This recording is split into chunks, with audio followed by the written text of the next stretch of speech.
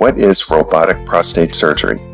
Robotic prostatectomy is a minimally invasive procedure in which the prostate is removed.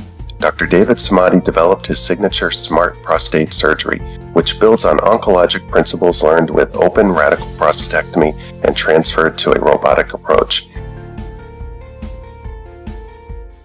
Important features of this revolutionary surgery include opening the bladder neck early, staying away from lateral tissues, careful nerve-sparing dissection, using cold scissors so that tissues are not burned, a no-suture approach that is bloodless. The majority of Dr. Samadi's patients are discharged within 24 hours of their surgery. For most patients, Dr. Samadi's surgery provides superior benefits over traditional open or laparoscopic prostatectomy, including quicker return to normal activity, shorter hospitalization, most patients go home the next day, reduced risk of complications such as incontinence and impotence, less blood loss and fewer transfusions, reduced pain.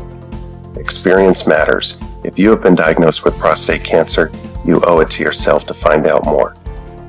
Visit www.prostatecancer911.com for more information.